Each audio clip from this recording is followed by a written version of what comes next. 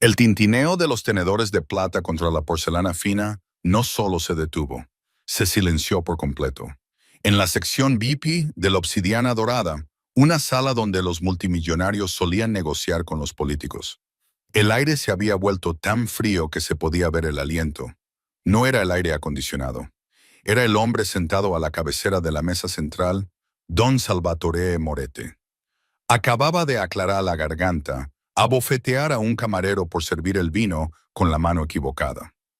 Los guardias de seguridad se llevaron la mano a las chaquetas. El gerente del restaurante estaba sudando a través de su traje. Y entonces Elena, la aterrorizada camarera a la que nadie había prestado atención, dio un paso adelante. No se disculpó en inglés. No habló en italiano. Abrió la boca y habló en un dialecto que llevaba 40 años muerto. Un dialecto que hizo que el padrino soltara su bastón y la mirara como si hubiera visto un fantasma. El Gilded Obsidian no era simplemente un restaurante. Era un teatro de guerra, disfrazado de establecimiento gastronómico, ubicado en el corazón palpitante de Manhattan, oculto detrás de cuerdas de terciopelo y escáneres de seguridad que costaban más que la mayoría de las casas familiares. Era donde los verdaderos poderosos de la ciudad venían a alimentarse. Elena Rossi conocía su lugar en este ecosistema. Ella era el krill. La mesa 7 necesita agua. La mesa 4 necesita pan. Y por el amor de Dios, Elena, deja de mirarte los zapatos. Arthur, el jefe de sala, le susurró al oído. La agarró del hombro con tanta fuerza que le dejó un moratón y la condujo hacia las puertas de la cocina. La reserva de Moretti es en 20 minutos. Si me avergüenzas esta noche, no solo te despedirán. En esta ciudad, con esta gente, no te contratarán en ningún sitio. Elena la sintió, con sus rizos oscuros cayéndole sobre los ojos y ocultando su expresión. Sí, Arthur, lo entiendo. Bien, ahora, mantente alejada del círculo VIP. Julian y Sarah se encargarán de la mesa de los Moretti. Tú ocúpate de los demás. Tus dos. Arthur hizo un gesto vago con la mano hacia su rostro, desprovisto de maquillaje y enmarcado por un cabello revuelto. Eres demasiado tímida para el evento principal. Elena no discutió. Prefería ser tímida. Los tímidos sobrevivían porque nadie los miraba.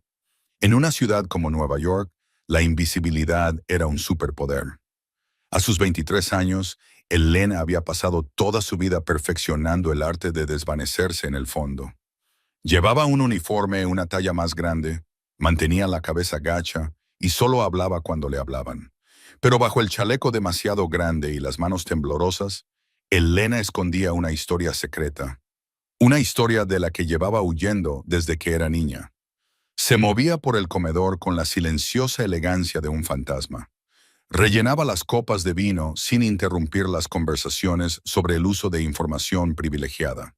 Reemplazaba los cubiertos antes de que los comensales se dieran cuenta de que los habían dejado caer. Era excelente en su trabajo precisamente porque no tenía ego. ¿Has oído la puerta?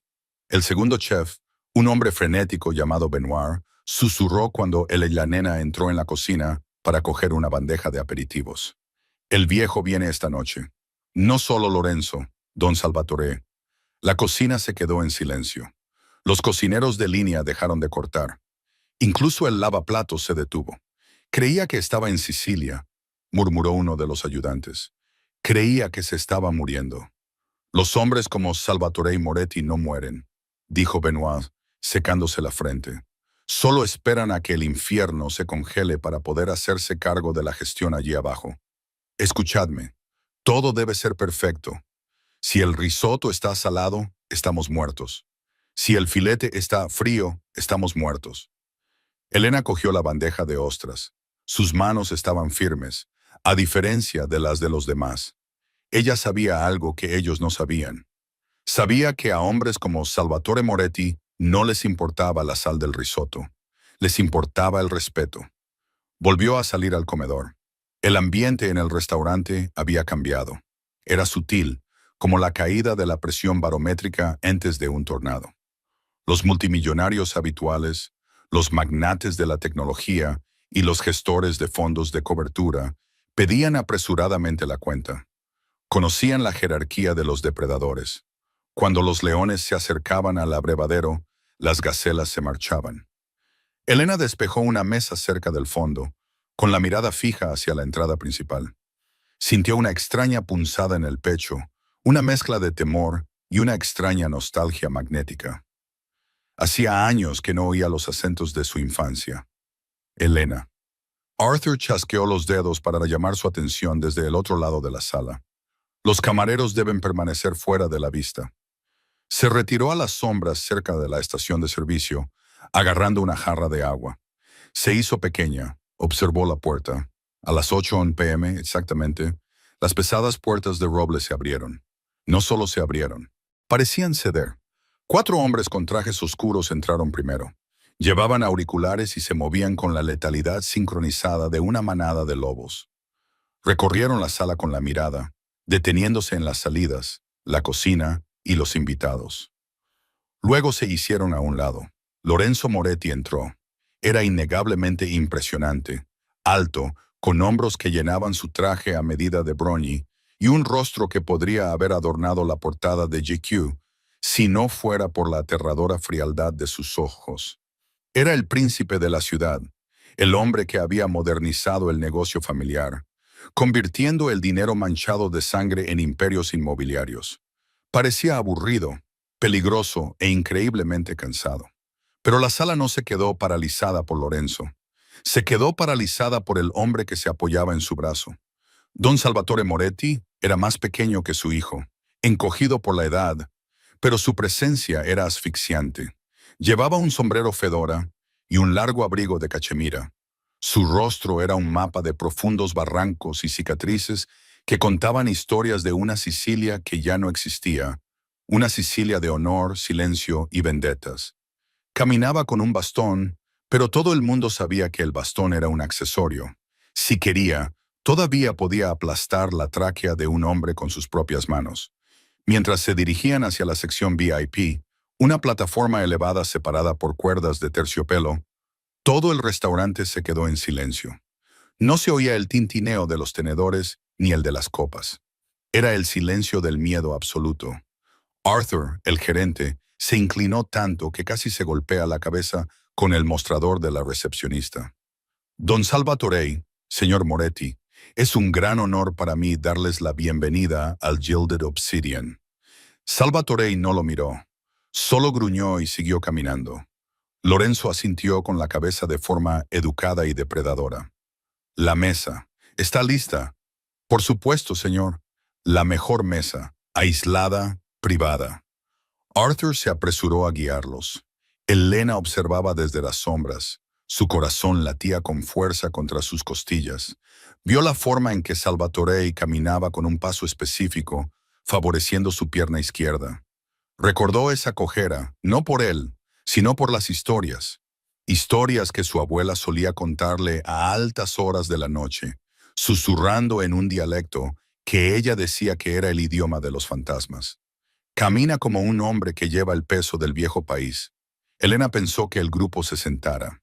Los guardaespaldas tomaron posiciones en las esquinas de la plataforma. Lorenzo se sentó a la derecha de su padre.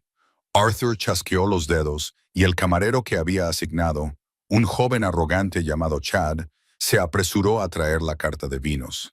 Elena sintió un nudo frío en el estómago. Chad era bueno vendiendo champán a los turistas, pero no conocía este mundo. No sabía que nunca se debía acercarse a la mesa hasta que el amanecer se quitara el sombrero.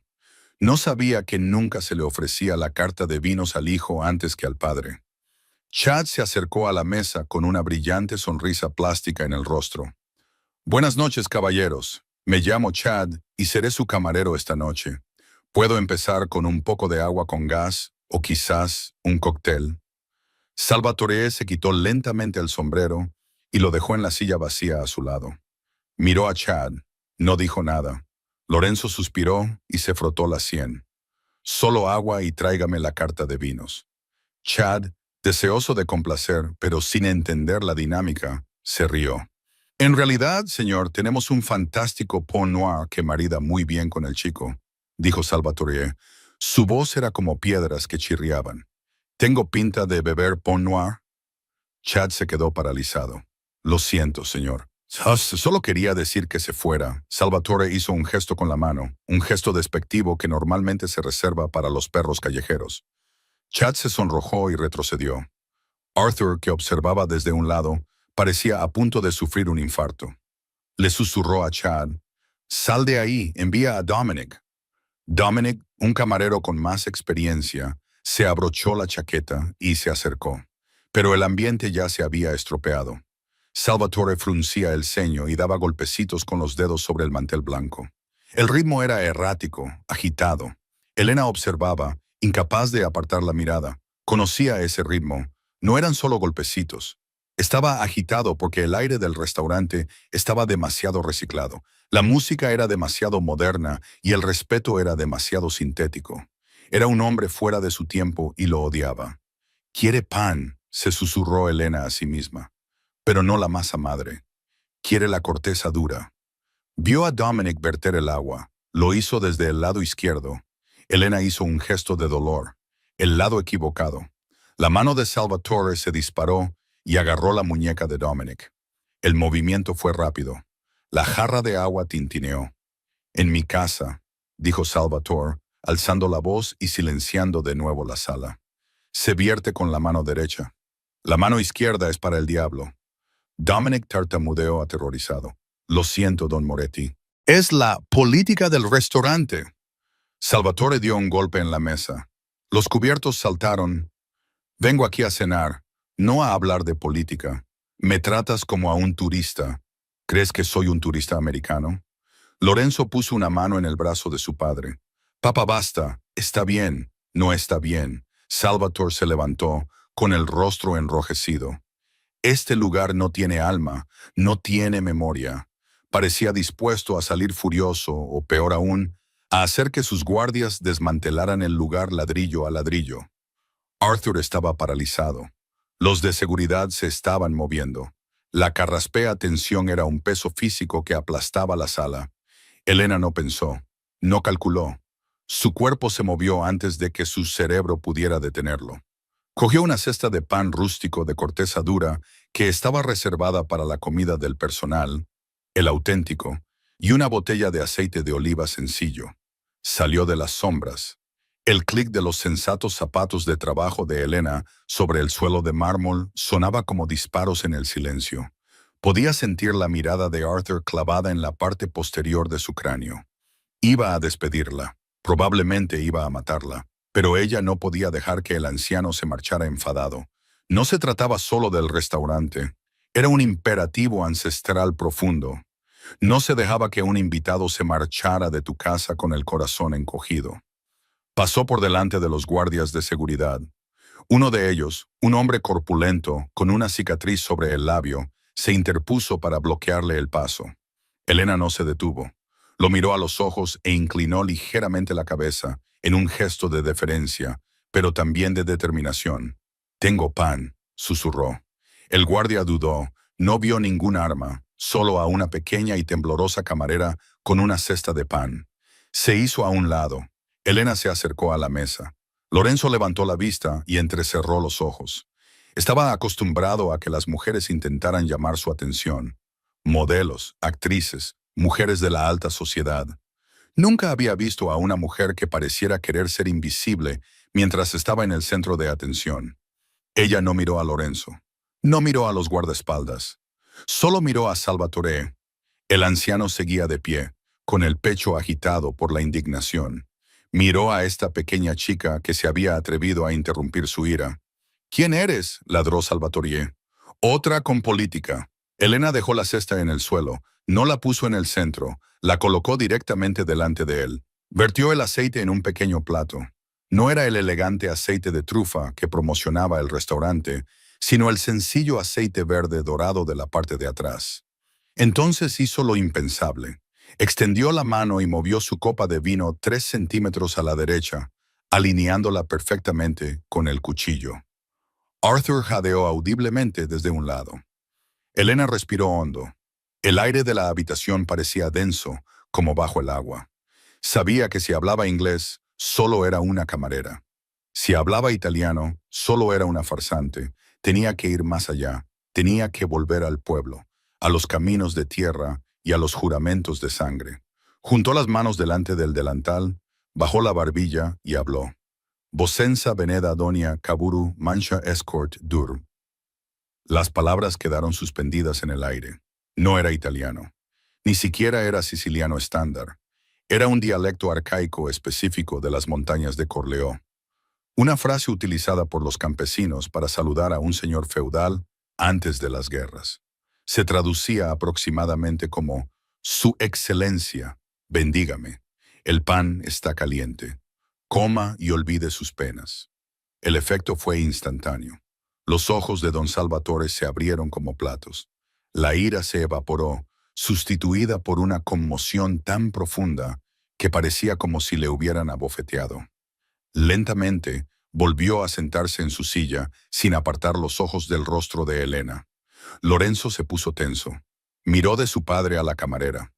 Nunca había oído a nadie dirigirse a su padre como Don Tué, el diminutivo íntimo y anticuado de Salvatore, y vivir para contarlo. «¿Qué has dicho?», susurró Salvatore. Su voz temblaba, despojada de su tono atronador. Elena no retrocedió. Ahora conocía las reglas. Estaba en el círculo. Dije, «El pan está caliente, don Turi. Da mala suerte dejar que el pan caliente se enfríe mientras la ira calienta la sangre». Hablaba en el mismo dialecto, pesado, gutural, antiguo. Salvatore extendió una mano temblorosa. No alcanzó el pan. Extendió la mano hacia su rostro, deteniéndose a pocos centímetros, como si comprobara si era una alucinación. «¿Dónde?», se atragantó Salvatore. «¿Dónde aprendiste esa lengua? Ya nadie habla el Arberes del Valle. Todos han muerto. O se han americanizado». «Mi abuela», dijo Elena en voz baja, cambiando al inglés, pero manteniendo la cadencia del dialecto. «Ella me enseñó. Dijo que era la única forma de hablar con Dios y con los hombres que se creen Dios». Se habría podido oír el vuelo de una mosca en el restaurante. Lorenzo soltó un breve suspiro de incredulidad. Una pequeña sonrisa, de auténtica fascinación, se dibujó en la comisura de sus labios. Miró a Elena con nuevos ojos. Ya no era un ratón, era un enigma. Salvatore la miró fijamente durante un largo segundo, analizando su rostro, la estructura de sus huesos, la forma de sus ojos. Buscaba fantasmas. «Tu abuela», dijo Salvatore. «¿Cómo se llamaba?». Elena dudó. Era la parte peligrosa, pero había llegado demasiado lejos como para mentir. «Grazia. Gracia Vital». El nombre golpeó la mesa como una granada. El rostro de Salvatore palideció. Agarró el borde de la mesa. «Grazia», susurró. El nombre parecía causarle un dolor físico. «La hija del panadero, la que desapareció en el 74». Elena asintió. «No desapareció, don Turi. Huyó. Vino aquí. Horneó pan en Brooklyn durante 30 años hasta que murió». Salvatore cerró los ojos. Una sola lágrima se deslizó por el rabillo de su ojo, una imagen que habría aterrorizado a sus enemigos más que su pistola. El llanto de un monstruo es algo terrible de presenciar. Abrió los ojos y miró la cesta del pan. Rompió un trozo de la corteza. Lo mojó en aceite. Le dio un mordisco. Masticó lentamente, cerrando los ojos de nuevo. «Sabe a hogar», murmuró. Abrió los ojos y miró a Arthur, que se encogía junto al mostrador de la recepcionista. «¡Tú!», rugió Salvatore, señalando con el dedo al gerente. Arthur dio un respingo. «Sí, don Salvatore. Esta chica», Salvatore señaló a Elena. «Ella no es una camarera esta noche. Esta noche come con nosotros». A Arthur se le cayó la mandíbula. «Señor, eso va en contra del protocolo. El personal no puede», interrumpió Lorenzo con voz suave y mortal. «Arthur, mi padre acaba de invitar a una dama a cenar. ¿Le estás diciendo que no?». «No, no, por supuesto que no», chilló Arthur. «Elena, siéntate, por favor». Elena se quedó paralizada. «No puedo, mi turno». Lorenzo se levantó, rodeó la mesa. Era más alto de lo que ella esperaba y olía a tabaco caro y a lluvia. Apartó la silla que había entre él y su padre. «Elena», dijo Lorenzo con voz baja, que le hizo vibrar el pecho. Nadie le dice que no a Don Salvatore. Y, sinceramente, la miró de arriba abajo con sus ojos oscuros brillando con una curiosidad peligrosa. Tengo muchas ganas de saber cómo una camarera de 23 años de Manhattan conoce el dialecto de un pueblo que no existe en el mapa desde la Segunda Guerra Mundial. Por favor, siéntate. Elena miró la silla. Era una trampa, lo sabía. Al sentarse allí, estaría entrando en su mundo. Se estaba exponiendo, pero al mirar al anciano que la observaba como si fuera una santa resucitada, supo que no podía negarse. Se desató el delantal. Lo dejó caer sobre la estación de camareros. Se alisó la falda y se sentó a la mesa del rey de la mafia. La cena que siguió fue surrealista. Todo el restaurante observaba en silencio mientras la tímida camarera compartía el pan con la familia criminal Moretti. Salvatore se transformó. Le preguntó por las recetas que Grazia le había enseñado.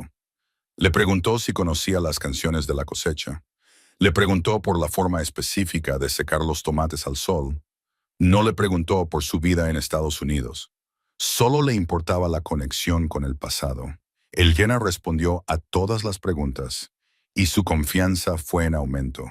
Cuando hablaba en dialecto, no era Elena la camarera, era la nieta de Grazia Vital, tenía dignidad. Lorenzo, sin embargo, permaneció en silencio. Comía lentamente, sin apartar los ojos de Elena. No le interesaban los tomates, la estaba analizando. Entonces, dijo Lorenzo durante una pausa en la conversación y le sirvió vino en la copa. Tina anheló una cosecha más antigua que ella. Grazia Vital huyeye en 1974. Mi padre era capitán en aquella época, soldado. Salvatore corrigió su voz, nostálgico. Yo era soldado de los Colonesi. ¿Cierto? Lorenzo siguió removiendo su vino. Ella se le escapa. ¿Por qué la gente no se marchó del pueblo en aquel entonces? ¿El Leyanena? A menos que los persiguieran, el Leyanena apretó el tenedor con más fuerza. Quería una vida diferente. No quería ser la hija de un panadero para siempre. Eso es mentira, dijo Lorenzo con indiferencia. Dio un sorbo al vino. Pero no pasa nada. Tienes unos ojos preciosos cuando mientes. Elena se sonrojó. No estoy mintiendo. Sí que lo estás haciendo. Lorenzo se inclinó hacia ella. Grazia Vitali no huyó porque estuviera aburrida. Huyó porque vio algo o porque cogió algo. Salvatore dio un golpe en la mesa con la mano, haciendo que Elena diera un respingo. Lorenzo, deja a la chica en paz. Estamos comiendo. Solo estoy conversando. Papá, dijo Lorenzo esbozando una sonrisa de tiburón. Estoy tratando de averiguar por qué la nieta de un panadero fugitivo habla un dialecto que la vieja guardia utiliza como código. A Elena se le heló la sangre. Lo sabía. No es un código, dijo Elena, con la voz ligeramente temblorosa. Es solo un idioma. Era un idioma, corrigió Lorenzo. Ahora es un shibboleth, una contraseña. Solo las familias del círculo interno lo mantuvieron vivo para hablar de negocios, sin que los federales lo entendieran. Mi padre me lo enseñó. Su padre se lo enseñó a él, pero un panadero, no. Un panadero no conocería el saludo formal que tú usaste. Benza benedica. Eso es lo que se le dice al amanecer. Eso no es lo que se le dice a un cliente. La mirada de Lorenzo era penetrante. No le encantaba el folclore como a su padre. Era desconfiado. ¿Quién eres realmente, Elena?, preguntó Lorenzo en voz baja. Antes de que Elena pudiera responder, el ambiente del restaurante volvió a cambiar. Las pesadas puertas de roble de la entrada del restaurante se abrieron de golpe. Esta vez no fue una entrada respetuosa. Entraron 6 hombres. Llevaban chaquetas de cuero y vaqueros, demasiado informales para el Obsidiana dorado. Eran ruidosos. Eran rusos. En el centro había un hombre llamado Dmitry Bulov. Era un bruto conocido por dirigir los puertos de Nueva Jersey. Llevaba meses invadiendo el territorio de Moretti. Esta vez, la música no se detuvo. Quedó ahogada por las pesadas botas de los rusos. Los de seguridad se movieron para interceptarlos, pero Bulov levantó una mano. Tranquilos, chicos. Solo he venido a tomar una copa. Divisó la mesa de Moretti. Una sonrisa cruel se dibujó en su rostro. Caminó directamente hacia la plataforma VIP. Ignorando el matraé, Salvatore no se dio la vuelta. Siguió untando mantequilla en el pan, pero su mano había dejado de moverse. Don Salvatore, resonó Volov con voz chirriante. No sabía que había vuelto a la ciudad y que estaba cenando con el servicio. Le lanzó una mirada burlona a Eleyanena. Lorenzo se levantó lentamente, abrochándose la chaqueta. Dimitri, estás interrumpiendo la comida de mi padre. Eso es un peligro para la salud. Solo quería presentar mis respetos. Bulov se rió y subió a la plataforma. Sus hombres se desplegaron detrás de él. Los guardaespaldas de Moretti dieron un paso adelante, con las manos dentro de las chaquetas. El restaurante era un polvorín, un movimiento en falso, y la vajilla sería sustituida por casquillos de bala. Bulov miró a Elena. Bonita.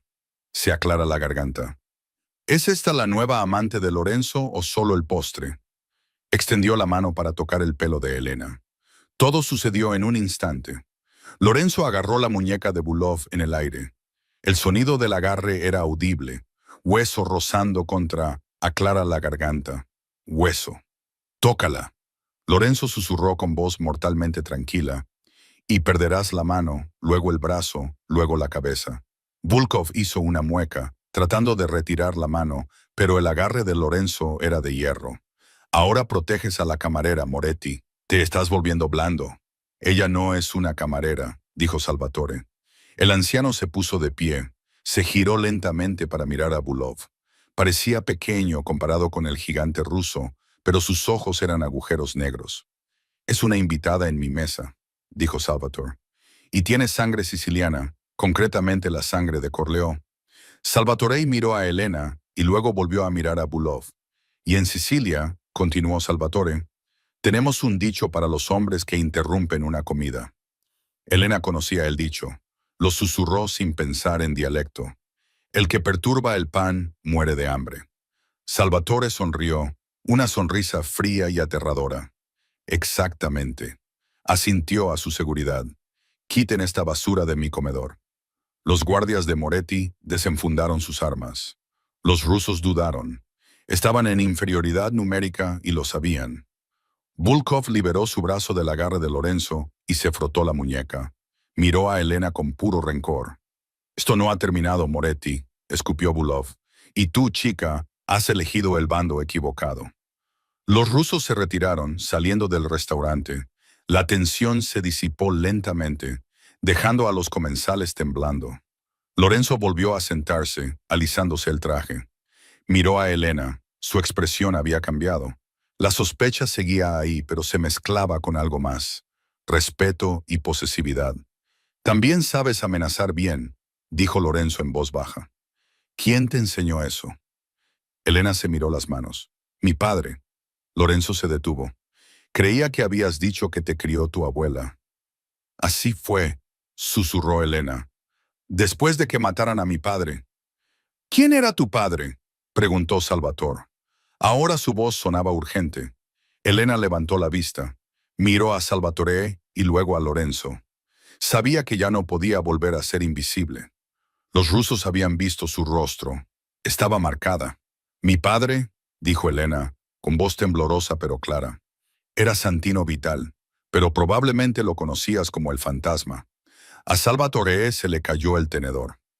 Golpeó ruidosamente el plato. ¿Santino? Exclamó Salvatore. Mi mejor amigo, mi consejero, el hombre que me traicionó en Carraspeo 1985. Elena negó con la cabeza, con lágrimas en los ojos. No te traicionó, Don Turi. Murió protegiendo tus secretos. Murió protegiéndote. El silencio que siguió fue más denso que el anterior. La historia de 20 años de sangre y traición se sentó entre las tazas de café. Lorenzo miró a Elena. De repente se dio cuenta de por qué le resultaba familiar. Tenía los ojos de su padre, no biológicamente, pero tenía los ojos de la familia. Si eso es cierto, dijo Lorenzo, bajando la voz hasta convertirla en un susurro, entonces no estás a salvo aquí, ni en este restaurante, ni en esta ciudad. Se levantó y le tendió la mano. Ven con nosotros. ¿A dónde? Preguntó Elena, con el corazón acelerado. A la fortaleza, dijo Lorenzo, porque ahora que Volkov te ha visto Y ahora que mi padre sabe quién eres el objetivo más valioso de Nueva York. Elena miró la mano. Era una mano fuerte, la mano de un asesino, pero era la única mano que se ofrecía para sacarla de la jaula. La tomó. El trayecto desde Manhattan hasta la finca de los Moretti en los Hamptons fue una sucesión borrosa de asfalto empapado por la lluvia y un silencio sofocante. Elena se sentó en la parte trasera del todoterreno blindado, entre Lorenzo y la puerta.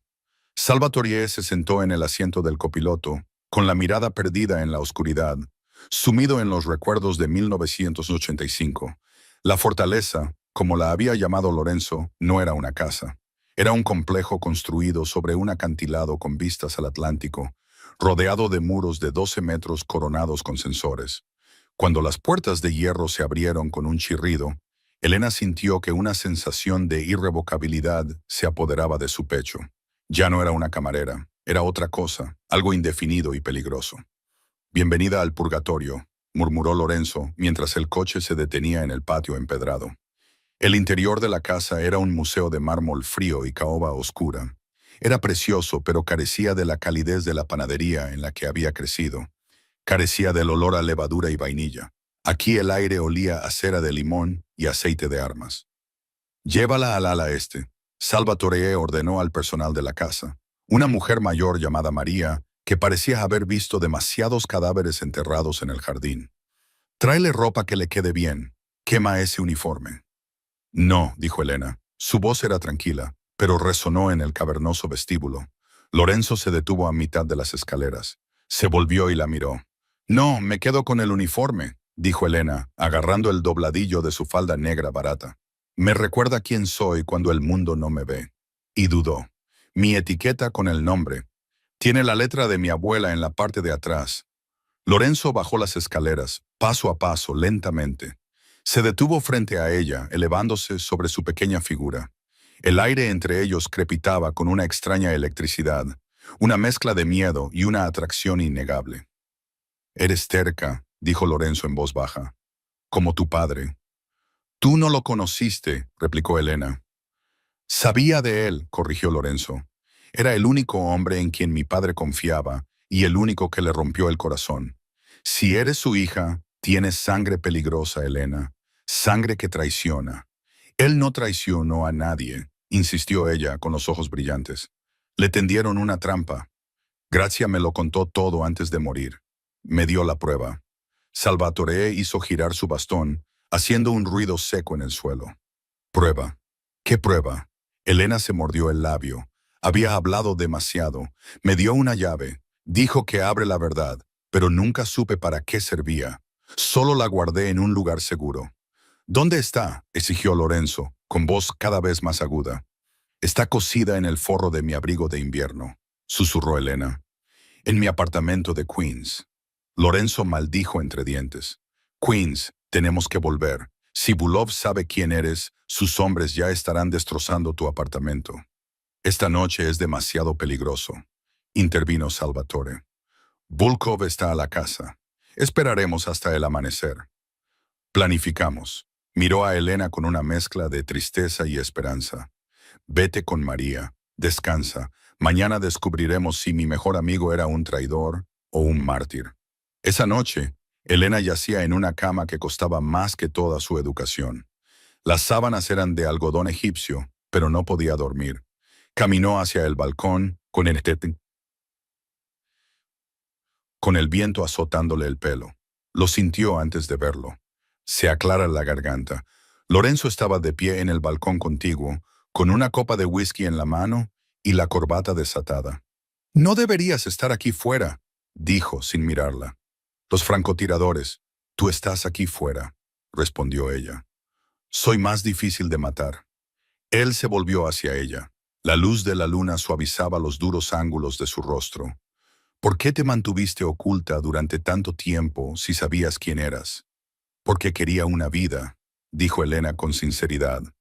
«Quería ser Elena la camarera, no Elena la princesa de la mafia. Vi lo que esta vida le hizo a mi abuela. Siempre estaba asustada. Cada vez que llamaban a la puerta, daba un respingo. Yo no quería eso. ¿Y ahora?», preguntó Lorenzo, acercándose a la barandilla que los separaba. Se aclara la garganta. Ahora estoy en una fortaleza con el príncipe de Nueva York, dijo ella con una pequeña sonrisa triste en los labios.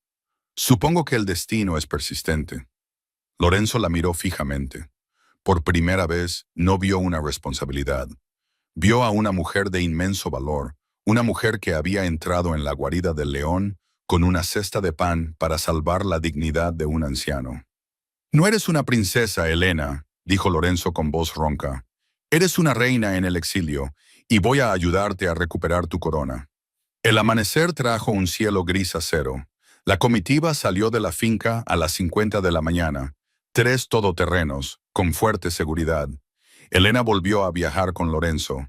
Él revisaba una pistola semiautomática, deslizando el cargador con un clic experto. ¿Sabes cómo se usa?, preguntó, mostrándosela. Helena miró el arma. No, sé usar un cuchillo de cocina y un sacacorchos. Lorenzo esbozó una sonrisa sincera que iluminó momentáneamente sus ojos oscuros. Es letal en las manos adecuadas. Pero hoy quédate conmigo. Si yo me muevo, tú te mueves. Si te suelto, corre. Yo no huyo, dijo Helena en voz baja. Llegaron al edificio de apartamentos de ella en Queens 1 hora más tarde. Era un edificio de ladrillo en mal estado cerca de las vías del metro. La calle estaba tranquila, demasiado tranquila. Quédate en el coche, ordenó Lorenzo al conductor. Equipo 2, cubrid las salidas. Equipo 1, seguidme. Subieron por la escalera, sombras silenciosas. Cuando llegaron al 4.º piso, a Helena se le encogió el corazón. Su puerta ya era un jarrón. La madera estaba astillada alrededor de la cerradura. Quédate detrás de mí, le indicó Lorenzo. Empujó la puerta con el cañón de su pistola. El apartamento estaba destrozado. El colchón estaba rajado. Los cajones vacíos. Las pocas fotos de las paredes, rotas. Parecía como si hubiera pasado un huracán de furia. Lo estaban buscando, susurró Lorenzo. Helena corrió hacia el armario. Estaba vacío.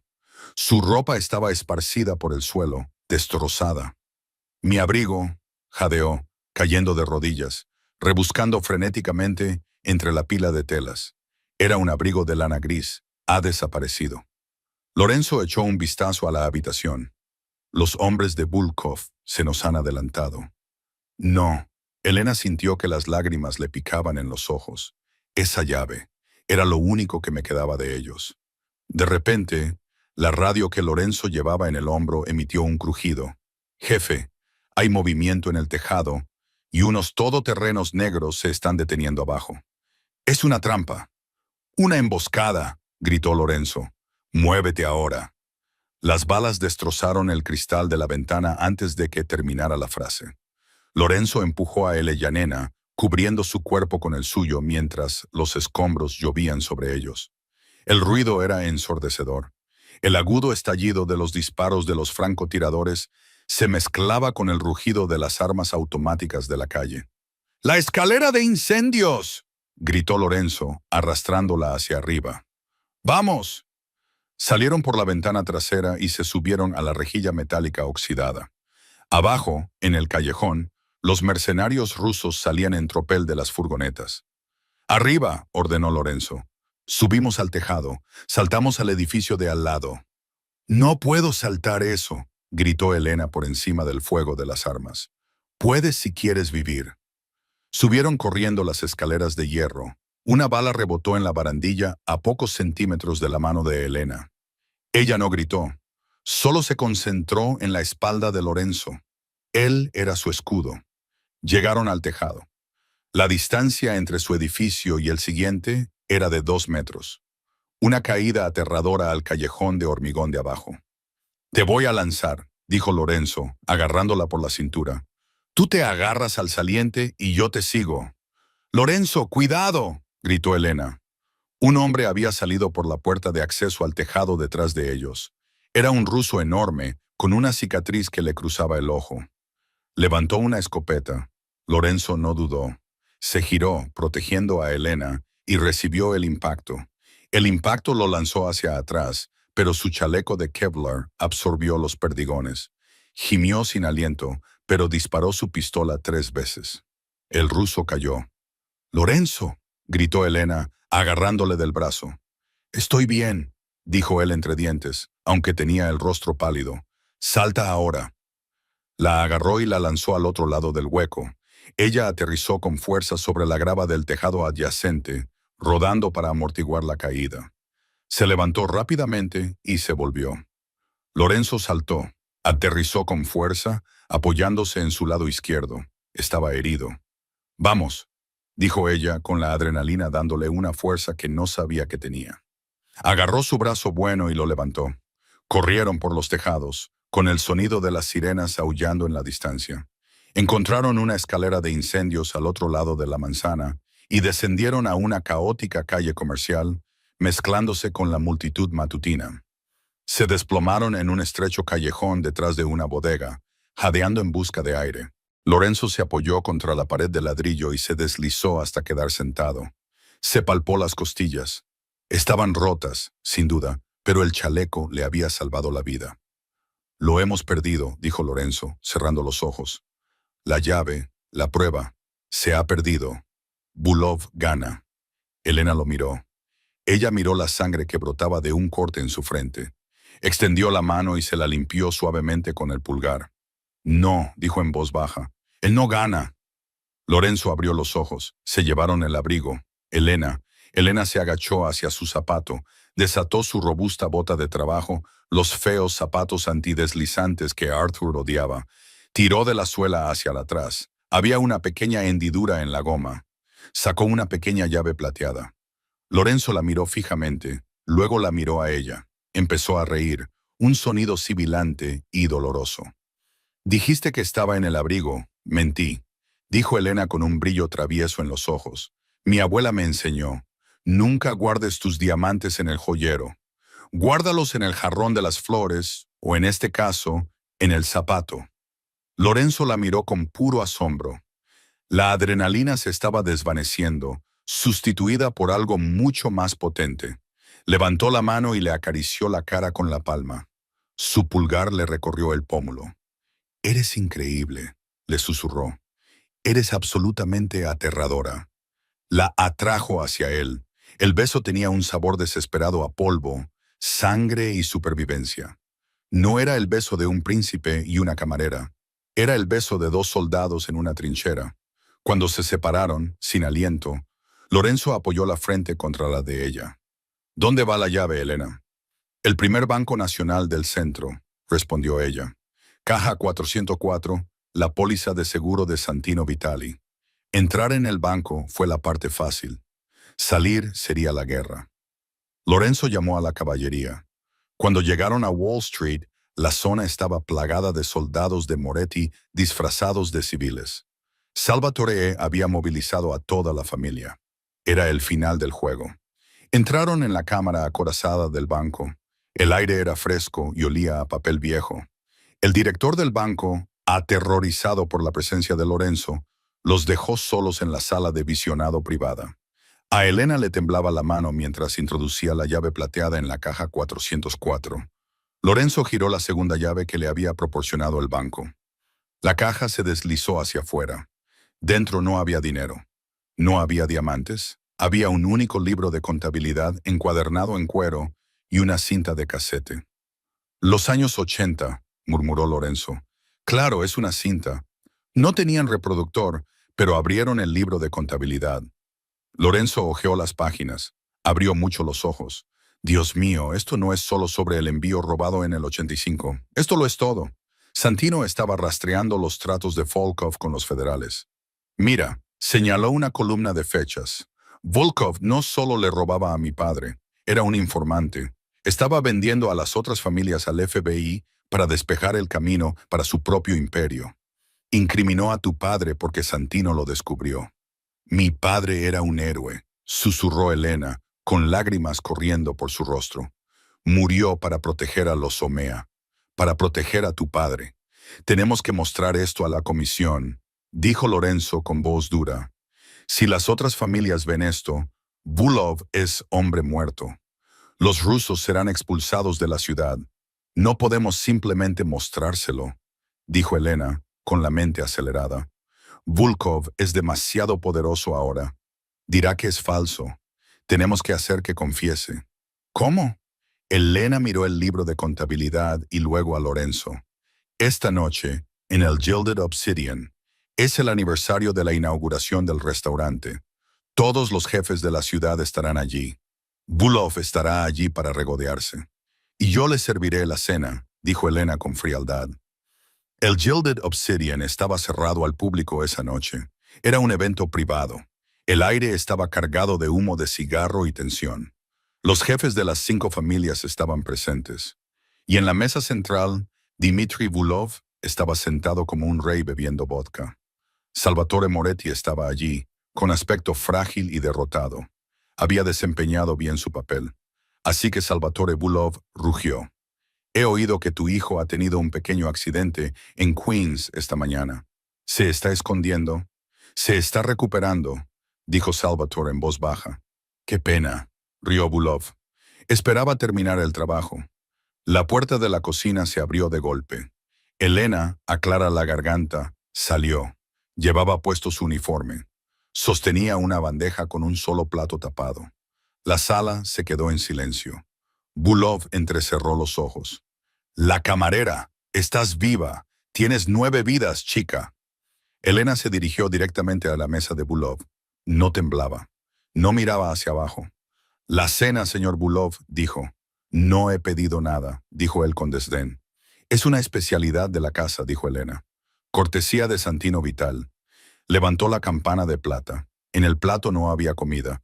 Había una cinta de casete y un solo pez muerto envuelto en una copia de la página del libro mayor. Folk se puso pálido.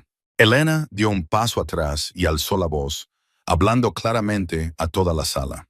Pero ella no hablaba inglés. Hablaba el dialecto, el idioma de los jefes. Chisu elukunu du traidor.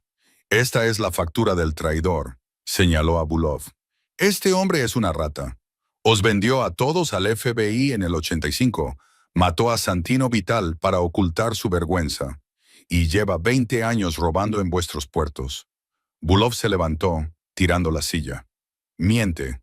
Matadla. Sus hombres fueron a por sus armas, pero, de repente, los camareros de las mesas de alrededor dejaron caer sus bandejas. Sacaron metralletas Uzi de debajo de sus delantales. Lorenzo salió de la cocina con un delantal de chef y una escopeta en la mano. «Que nadie se mueva», rugió Lorenzo, «a menos que queráis morir por una rata». Salvatore se levantó, cogió la página del libro de contabilidad del plato, se puso las gafas, la leyó en silencio, luego se la pasó al amanecer de la familia Gambino, que estaba sentado cerca. El Gambino Don la leyó. Miró a Bulov. La mirada no era de enfado, era de decepción, lo cual era peor. Dmitry, el Gambino Don, dijo, ¿es esta tu firma en el documento del informante del FBI? Volkov miró a su alrededor. Estaba rodeado. Las 5 familias, los Moret y la chica. «Eran negocios», gritó Bulov. «Solo eran negocios». «No», dijo Salvatore, acercándose a él. Miró a Elena.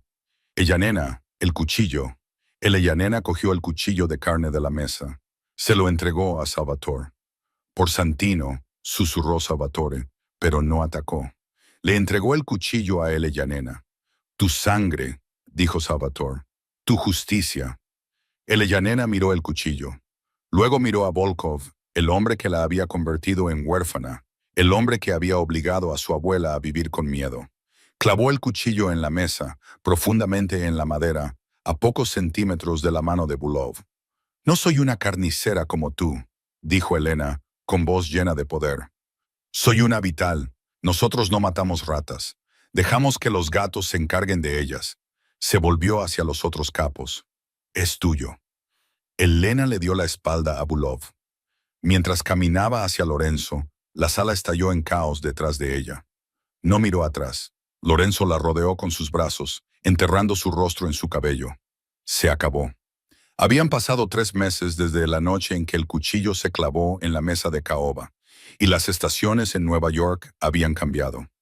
El frío mordaz del invierno se había derretido en una primavera floreciente y esperanzadora. La obsidiana dorada, al igual que la propia ciudad, había sufrido una transformación. La atmósfera fría e intimidante que antes la hacía parecer una fortaleza había desaparecido. Las cortinas de terciopelo oscuro y lúgubre fueron sustituidas por otras de seda cálida de color ámbar. La iluminación ya no era tan cruda, sino suave y acogedora.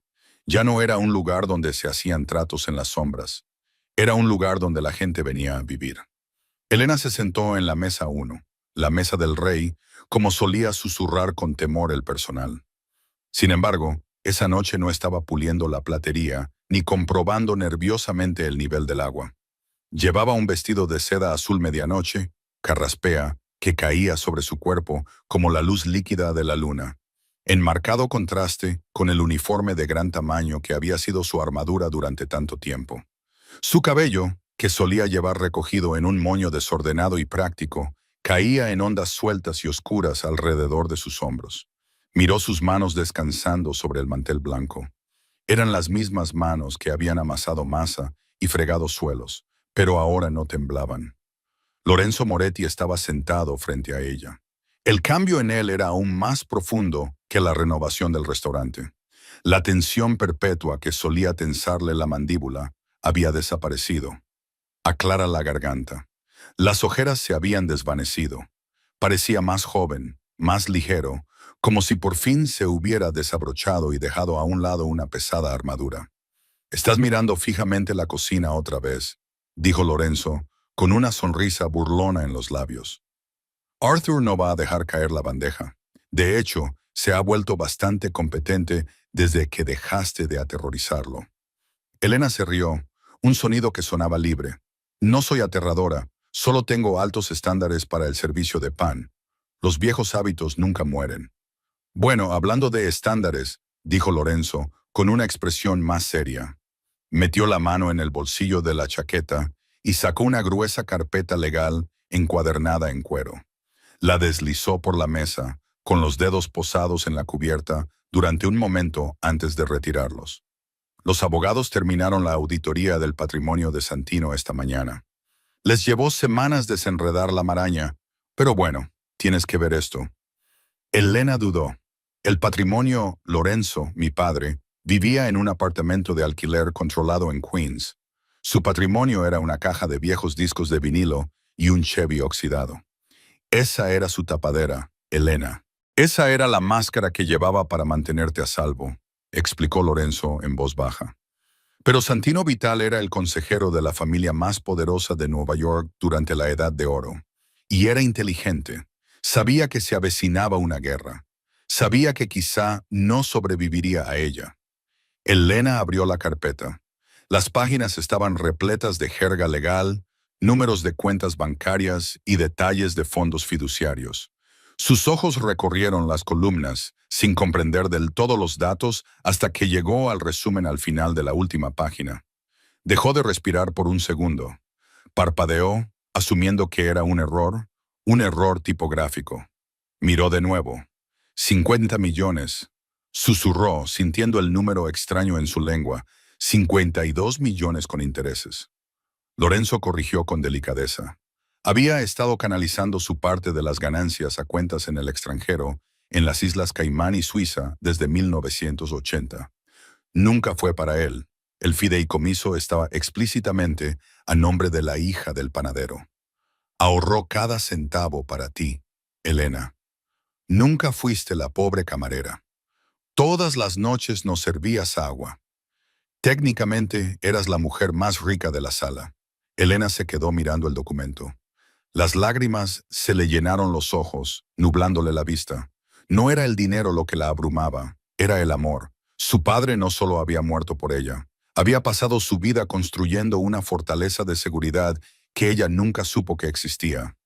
Cerró lentamente la carpeta y se la devolvió a Lorenzo. «No lo quiero», dijo con voz firme. Lorenzo se atragantó con el sorbo de vino y dejó la copa con fuerza sobre la mesa.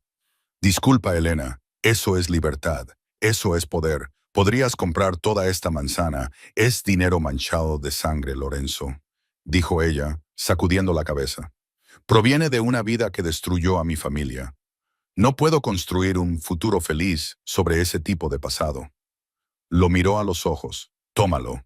Dáselo a las familias de los trabajadores portuarios.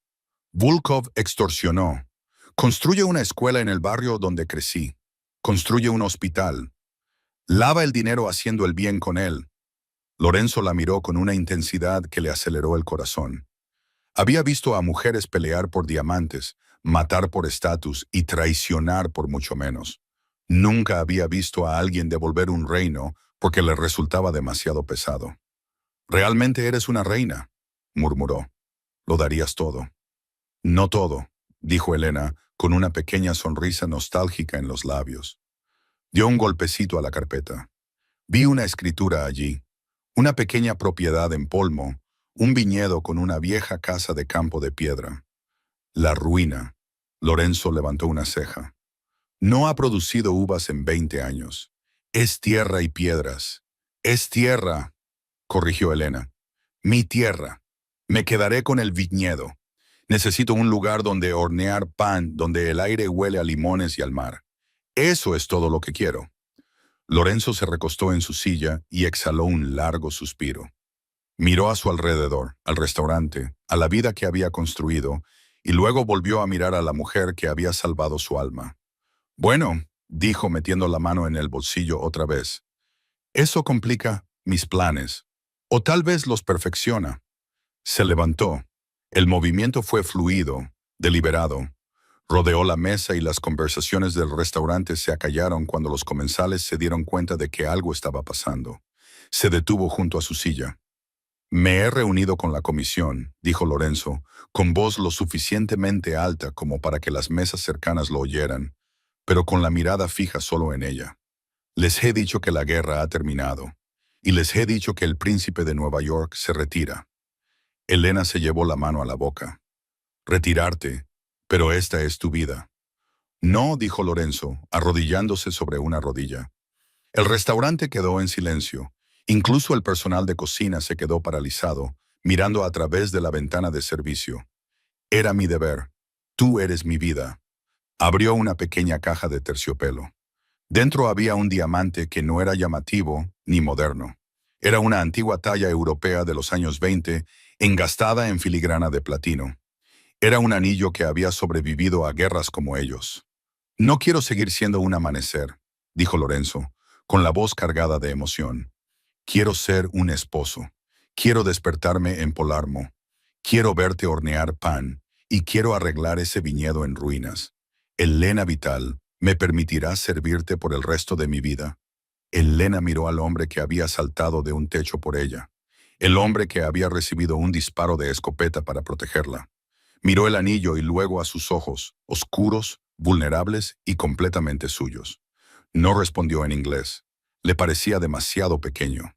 Respondió en el idioma de sus antepasados, el idioma que lo había iniciado todo. «Tusilaria Chespiu», susurró con voz temblorosa. «Eres el aire que respiro». «¿Eso es un sí?», preguntó Lorenzo, con una sonrisa que rompía su ansiedad. «Sí». Ella se rió con lágrimas en los ojos. «Sí». Lorenzo le deslizó el anillo en el dedo. Le quedaba perfecto. Se levantó y la atrajo hacia él para darle un beso que sellaba su futuro. Un futuro sin armas ni silencio, sino con sol, tierra y paz. El restaurante estalló. Los aplausos retumbaban en las mesas. Arthur lloraba abiertamente en una servilleta junto al mostrador de la recepcionista.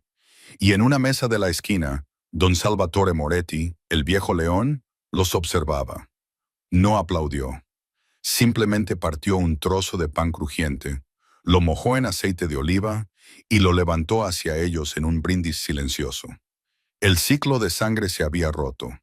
El festín de la vida había comenzado por fin. Así que la próxima vez que pases por alto a esa persona tranquila que te sirve el café o limpia tu mesa, recuerda a Elena. Recuerda que la apariencia más humilde puede esconder el corazón de una leona y la sangre de una reina. En un mundo ruidoso, a veces la voz más poderosa es la que susurra en un idioma que solo los dignos pueden entender. Elena no solo encontró el amor, encontró su identidad, su justicia y su legado. Demostró que el verdadero poder no consiste en exigir respeto, sino en imponerse cuando llega el momento. Si te ha gustado esta historia de identidades ocultas, justicia mafiosa y romance prohibido, dale al botón me gusta. Es de gran ayuda para el canal. Comparte este video con un amigo al que le gusten los giros dramáticos. Y no olvides suscribirte y pulsar la campana para no perderte ninguna historia. Comenta a continuación. ¿Qué harías si descubrieras que eres el heredero de una fortuna secreta? Nos vemos en el próximo video. Campana.